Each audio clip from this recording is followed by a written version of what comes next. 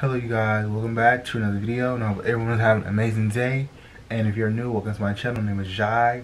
It is Halloween season around her, you know what I'm saying? Because like Halloween is like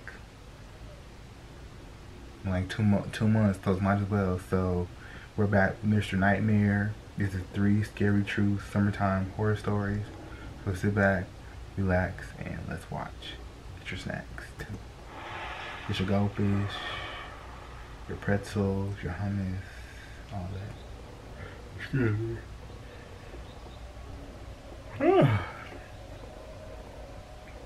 I'm 18 years old, going to be a freshman in college this September. This past July, my friend Miranda held a pool party in our backyard as a sort of graduation party, minus any of her family being around because her parents were away. She often has the house to herself, so her parents' house is the go-to spot for a lot of hangouts. She invited like 100 people from our grade. There had to be upwards of 150 people there at the night's peak. I was one of the first to show up with my friend Jonah because we're close with Miranda, so we wanted to help out a little bit. Let's get 10 people. By the time people started showing up, everyone congregated slowly from the kitchen and living room to outside in the backyard by the pool. Okay. Some people brought their bathing suits and jumped into the pool. Others just jumped in their underwear. And then, of course, most others just stood around the pool. Right. She has a huge backyard. At a certain point, so many people were at the party that it was clear as day people were bringing friends from other schools because we didn't know everyone there, and Miranda was getting mad because she made it clear she didn't want randoms. In fact, unfamiliar people seemed to be just barging through the gate, not even accompanied with people from our school or grade. There wasn't much we could do, though. The party was already too crazy to easily control. Miranda did throw in our class group chat not to bring any more randoms or they'd be asked to leave. The problem seemed to slow down after that.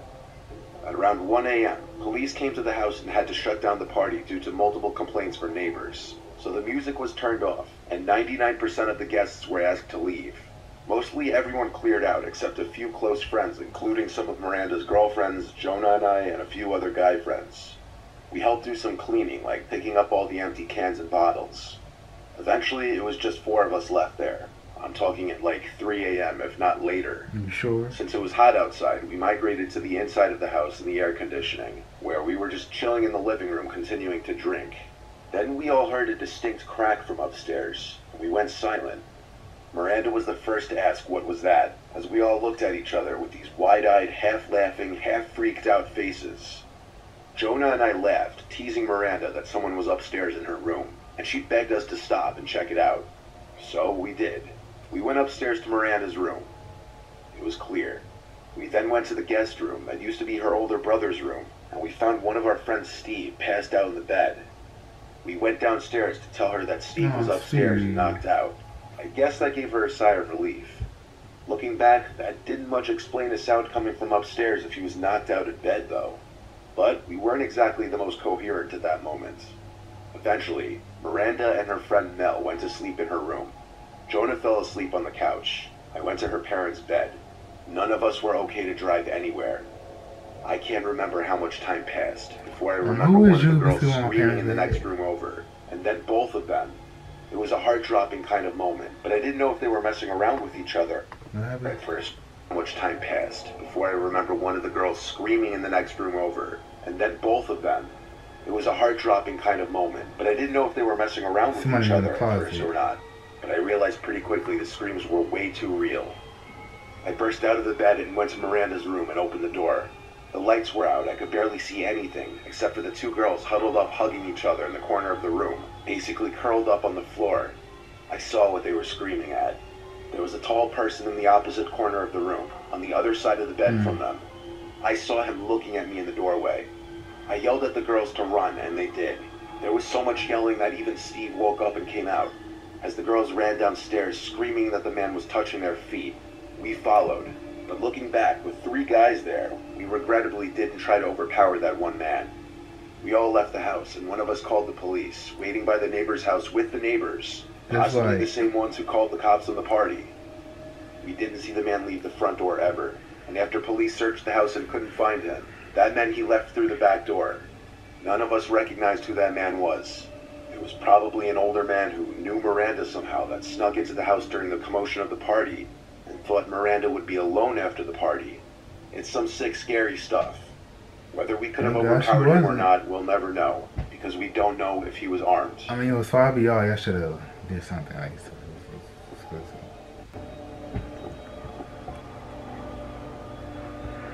There's a nice, quiet, scenic creek not far from my house. I like to drive my kayak up to it every once in a while on the weekends in the summer. This one particular weekend was one of those weekends. The weather was perfect, sunny and 70s.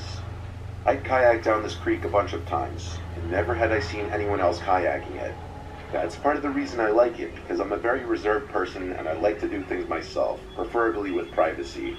So I set out on the kayak not far from where I parked my car, which is some gravelly dirt parking area right off the road. There was one other car that pulled in a few minutes after I did, which was unusual. I'd never seen any other cars except my own here. 20 minutes into my kayaking, someone came out from the woods ahead of me coming up on the left and approached the edge of the water. He stopped and waved at me and smiled. He put his hands on his hips and greeted me. It seemed he had an expectation for me to stop and chat.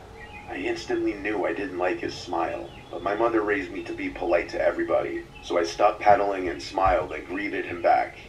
There was an awkward pause where he was just nodding his head with his closed-lipped smile, and I had to break the silence by saying it's a beautiful day out.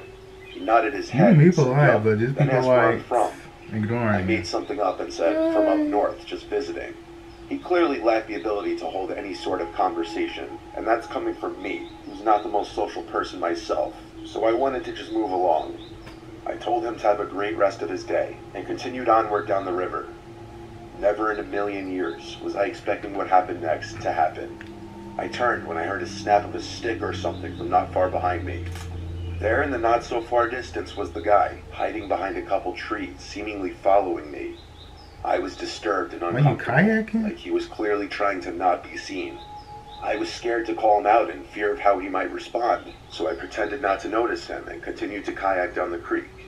I would continue to side glance every so often to see if he was still following me, and he was. I had never wanted to see someone else in the water so much in my life. I took out my phone to try to call my dad or my brother for help, but of course I had no cell reception out there. Still, instead of being followed and probably attacked, I decided to stop at my place, turn around, and threaten to call the police if he didn't stop following me. The man just stood in place behind another big tree, though he was clear as day there. I then decided to fake call the cops. I raised my phone in the air at the man. I said, "I see you there, I'm calling them now." I then proceeded to fake a phone call, pretending like I'm talking to the police. The man started to walk away deeper into the woods. It seemed to have worked. I turned around immediately and started kayaking back up the way I came as fast as I possibly could. I would constantly look over my shoulders until I got back to where I launched the kayak. I made it safely. I checked my whole surroundings before stepping out of the water and carrying my kayak back to my car. The other car in the little parking area was still there, but I made a disturbing discovery that may have saved my life. Up until this point, everything that happened could have maybe been explained away. However, I noticed broken glass near the back of my car, and the back passenger side window wasn't there anymore. It had been shattered. I didn't step 1 foot closer to my car. I stayed hidden in the woods and checked if I had bars now that I was closer to the road. What? I did, and I called 911 successfully. I reported the whole incident and the broken window, and I stated I was scared I was still being followed. Waiting for the police to arrive felt like the longest, most tense moment of my life. It dragged on far too long, but when they pulled into the dirt area, I finally came out from the woods and waved at them. I pointed to the car, and 2 police officers came out and approached the car where they found him. Oh. A man from the woods, waiting in the back seat of my car, hiding, waiting for me to enter my car to grab me. It was beyond satisfying to see him arrested. Oh my goodness. He definitely Oh wasn't my smiling goodness. anymore. I looked at him, as it almost seemed like he was avoiding looking at me as he was taken to the police car. You know what? I'm happy the man was so stupid that he thought I wouldn't notice shattered glass all over the side of my car. Dumb. Dumb, dumb, dumb, dumb. Dumb, dumb, dumb, dumb. What you're about to hear is something that will sound like it was straight from a horror movie, but it's absolutely true. Oh. Every summer, my friends and I go on a camping trip to a new location. It's a tradition we've had for years. That hurt One year us. we chose a hiking trail in West Glacier, Montana. My friend Luke is a photographer, so he always likes to Nice bring his little camera view. equipment and get lots of nature shots. I would Our love to first day go there, a the good three of us hiking did a lot with of a couple hiking of and friends. exploring, I by taking in the myself. sights and allowing Luke to get a lot of shots. That first night there, nothing was out of the ordinary. We had 2 tents. I was alone in mine while the other 2 shared theirs. The next day, we did some fishing at a nearby river, and a few other things that aren't really that interesting to talk about. But that second night was where things got weird. The fire had just been put out, and we went to our respective tents. None of us had even fallen asleep yet, So and we this is like started the second hearing night? sounds from out in the woods. It was very clearly a person's voice. It sounded like an older woman's voice. It kept getting louder and more clear every 10 seconds or so. I called over to my friend's tent right next to mine, asking if they heard that, and they called back saying yes. Someone was out there. The voice got so close and so clear that we could hear her saying hello. I was shaking in my socks. Maybe you might think we're bad people for not jumping to help an older woman who may have been stranded in the woods, but that just didn't seem right, and being in the middle of the woods at night, hearing someone calling out hello is beyond terrifying.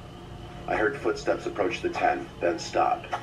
The voice once again said hello, but it was right outside the tent this time, and now that it was this close, it didn't sound like a woman anymore. It sounded like a... Pause.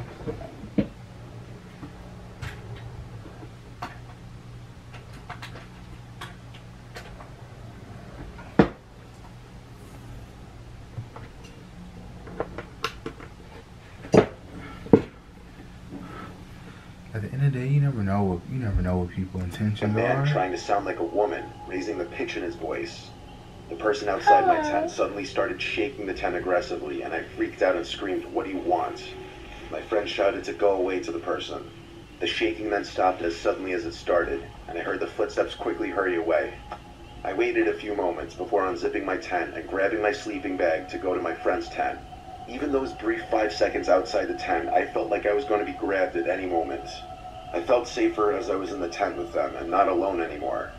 None of us knew what to think, but we all 3 agreed it didn't sound like an actual woman. It sounded like some creepy man pretending to be one to get us to let our guards down. The question was, why though? Was he carrying a weapon? Either way, we didn't think it was safe to get up and leave now. We agreed to leave first thing in the morning as soon as the sun would begin to rise. We also agreed that someone would need to stay awake at all times to keep watch, so we agreed to take turns sleeping. My friend Matt took the first shift, while Luke and I tried to sleep, which was hard to do after what just happened, especially when we keep thinking we were hearing footsteps surrounding the tent. Eventually though, after many tense hours, I managed to fall asleep out of pure exhaustion. I never woke up until morning time, because apparently Luke fell asleep on his shift, and we were all asleep by that point. We were happy the sun was up, so we packed our stuff and headed back to the truck. It was a long ride home, and during the drive, Luke was going through his camera looking at the shots that he got over the course of the 2 days there. The last 3 pictures, however, were not pictures that he took. There were 2 pictures taken of our campsite while it was still dark out. The third picture was taken inside of our tent, with all 3 of us asleep. Nothing was missing or stolen, strangely enough, and none of us were attacked in any way, yet it remains the most fucked up thing that has ever happened to any of us. Some random creep out in the woods stalking our tent, and waiting for the right moment to enter our campsite, go through our stuff, sneak into our tent, and take a picture of all 3 of us, probably just to freak us out. And whoever it was, they accomplished their goal for sure. Oh, okay. Man, you seem like it was like, oh, this story's gonna come out like it's a horror movie. Even the second one was creepier, scarier than this one. Yeah, but it was just some creepy man. I contacted a female, then it was just a scary stalker. Yeah, but this wasn't that scary. Yeah. People crazy. Oh my god, and you busting in my windows, sticking in my car. What did you expect? Yeah. Tell me guys what you think about this video. Be sure to have the most awesome, positive day. Stay grateful, stay blessed. And until next time, you guys.